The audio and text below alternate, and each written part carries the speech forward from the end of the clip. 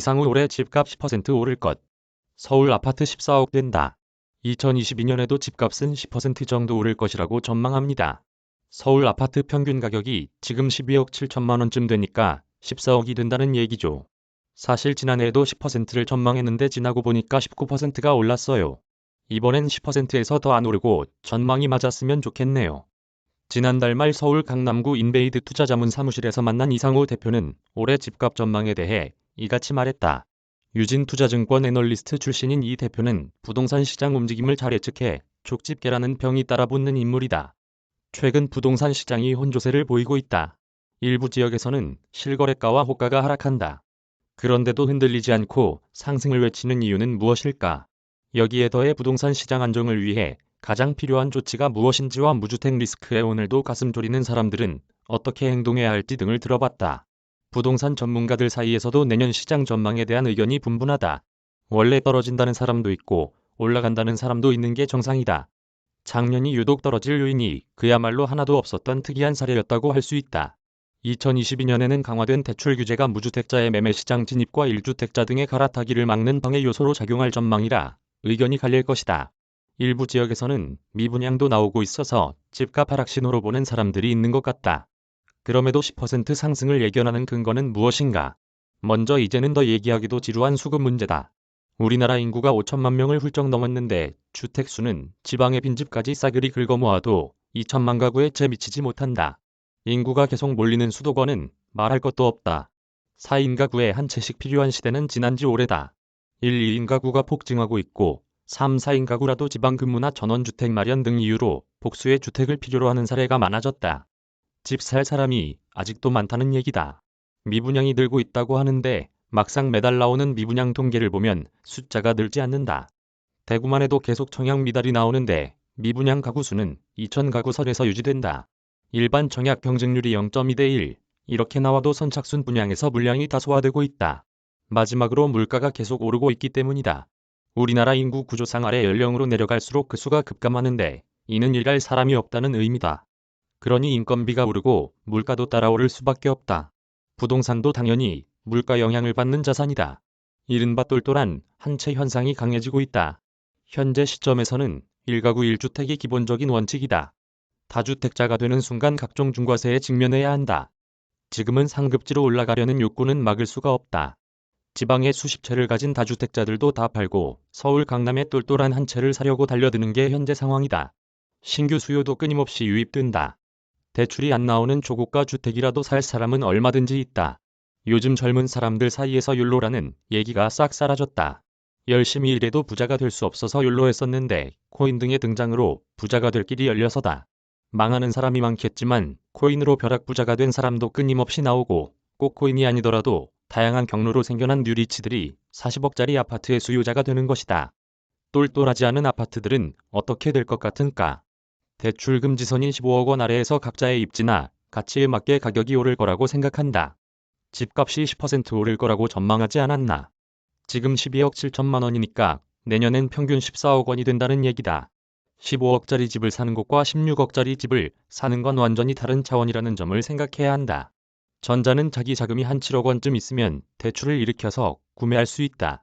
후자는 16억 원 전부를 대출 없이 내 돈으로 마련해야 한다. 자본금 차이가 단숨에 9억 원이나 벌어지지 않나. 그래서 원래 10억 원쯤 했던 집값이 15억 원 문턱을 넘고 나면 그때부터는 거래가 잘 안 되고 호가만 계속 높아지는 현상이 나타난다. 대신 그 주변에 있는 조금 가치가 떨어지는 다른 아파트가 15억 원 언저리까지 따라오른다. 재건축, 재개발 전망은 어떤가? 재건축이든 재개발이든 너나 할 것 없이 다들 신속통합기획에 참여하고 있지 않나.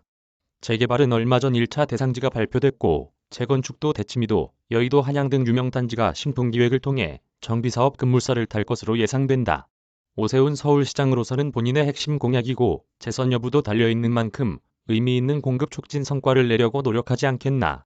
신통기획이라는 제도가 4에서 5년 걸리는 정비사업 절차를 2년으로 줄여준다는 것이다. 통상 재건축, 재개발 부동산은 정비사업 단계를 통과할 때마다 가격이 뛰는데 기간이 당겨지면 가격 상승도 상대적으로 가팔라질 수밖에 없다. 전세 측면에서도 바로 내년은 아니지만 장기적으로 멸실에 따른 이주 수요가 발생하면서 상당한 영향을 미칠 것으로 보인다. 지방 부동산 시장은 어떻게 보고 있나? 지방은 계속 올라왔었고 내년에도 일정 수준 상승을 기록할 것으로 보인다. 다만 광주와 대구는 최근 부동산이 침체되고 있는 데다 입주 물량도 역대급으로 많아 조정 대상 지역으로 계속 묶여 있으면 경기 자체가 죽어버릴 수도 있다. 광주에는 내년에만 13,000가구가 넘게 입주할 예정이다. 도시 규모를 생각하면 상상을 초월하는 물량 폭탄이 떨어지는 셈이다. 그렇다고 조정 대상 지역을 풀어주자니 지난 2019년 말 부산이 규제 해제 이후 폭등했던 사례가 재현될 게 뻔하지 않은가. 두 지역의 부동산 시장은 내년 지방선거 앞두고 정치권이 어떤 판단을 내릴지에 달려있는 것 같다.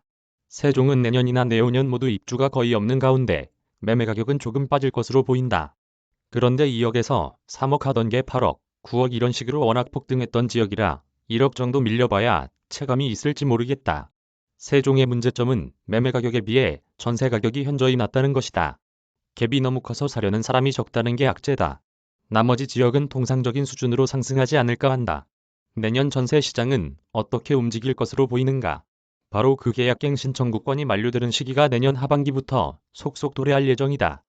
그동안 매년 5%로 인상 상한선이 제약됐던 매물들인데 새로 임차인을 맞이하면서 시장 가격으로 받으려고 할 거다. 자연스럽게 내버려두면 폭등할 수밖에 없는 시장이다. 다만 그때 정부가 전세값 폭등을 막기 위해 어떤 조치를 취할지는 아직 미지수라 전망에 대해서는 현재로선 미루어 짐작하기가 어렵다는 대답을 할 수밖에 없겠다. 최근 상생임대인 제도를 발표하긴 했는데 9억 원 이하의 1주택자에게만 적용되는 제도라 실효성은 크게 없어 보인다. 가격에 직접 영향을 줄 수 있는 어떤 대책이 추가로 나올지를 주시해야 한다. 시장을 안정시키려면 어떤 대책을 써야 하나? 다주택자 규제를 풀어줘야 한다. 시장에서 투기를 일삼는 악의 죽으로 오도되고 있지만 실제로는 다주택자가 주택시장에서 수행하는 역할이 굉장히 많다. 그간의 부동산 시장 혼란은 다주택자를 위협하면서 기인한 바가 크다. 다주택자가 많아지면 전세값이 안정된다. 전세시장이 안정되면 매매시장도 따라서 안정된다.